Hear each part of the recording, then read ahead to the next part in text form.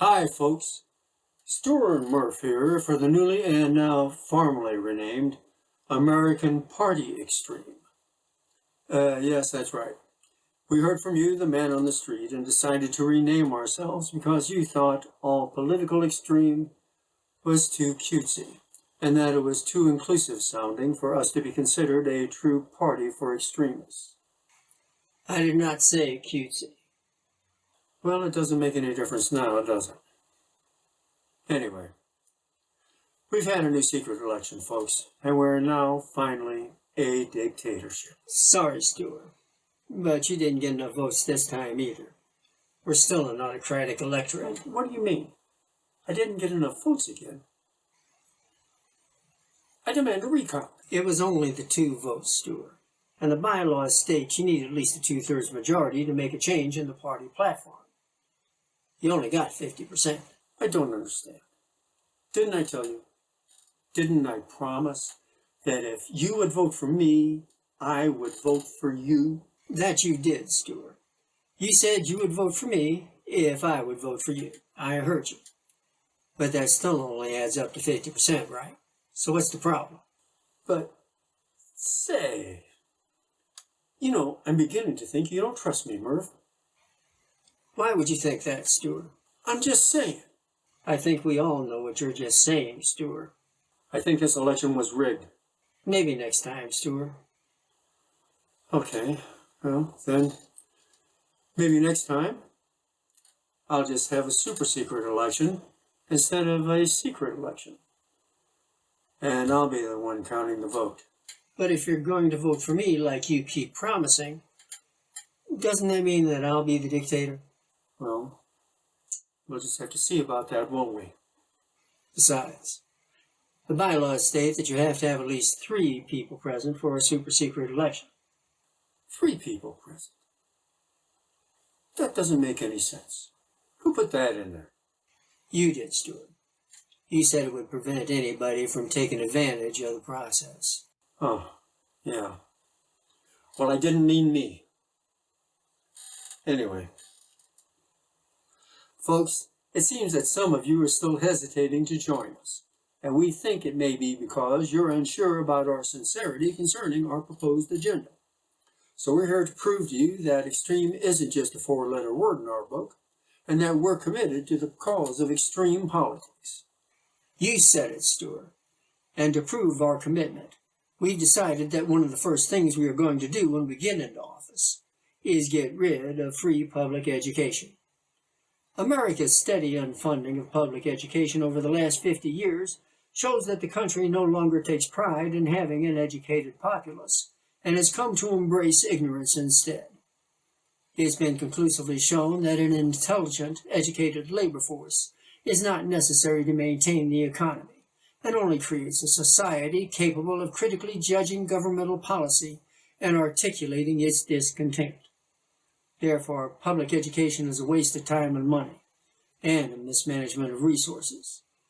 Recent events have shown that our government can run much smoother under autocratic rule than it ever has when every individual was allowed to voice an opinion and be heard. So we have decided that the perfect solution to the problem is to get rid of the root cause of the problem. Education. Go America. Right on, Stuart. The simple truth is that knowledge gets in the way of progress. You said it, Murph. Once we get rid of education, we can start making some real headway in this country. And the other nice thing about this is that it handles that racial inequality nonsense we keep hearing about. Under our system, everybody would be equal under the law. They sure will be, Stuart. Education should only be for those who can afford it. But don't worry, America. We promise that there will be plenty of jobs available for everybody under our new rule. That's right, Murph. But in order to do this right, folks, we have to start consciously focusing less on the issues. And we need to start now. We need to replace that desire for facts and knowledge with a conditioned emotional response. And one of the best ways to do that is with symbols. Symbols that automatically evoke emotion no matter what the context. Like the flag? Exactly like the flag, Murph. A lifetime of conditioned response the stand-up salute and swelling of pride at the sight of it without the burden of reason to dictate what that emotion is based on. The flag will be our new symbol. I agree, Stuart. Symbolism over truth, the motto for our new age. We need to put our flag ahead of reason in our decision-making. You don't win wars with reason, you win them with patriotism. And patriotism doesn't need an education. Right, Stuart. In fact, critical, rational thinking can be a deterrent to patriotism. It's so obvious, it's sublime. Almost too sublime, Murph. Now, our next move may seem a little controversial, but it does need to be done. We're in it for the long haul, folks, and there are people on the other side who are going to fight our forward-thinking proposals. The simple fact is that if we're going to unfund education the way it needs to be unfunded, we're going to need money. But don't worry, folks. We have a plan. We sure do, folks. We're going to double the tax rate. But we're going to be fair about it. It'll be a tax rate hike clear across the board, and will include everybody, all the way up to the billionaires and their billionaire corporations. Right, Stuart. Just think, folks. We're going to force big corporate giants like Amazon to pay twice as much in taxes as they do now. So we'll be able to take care of our people the way they deserve to be taken care of. When you say taken care of, Murph, you're talking about health care, aren't you? Well, folks, we have news for you.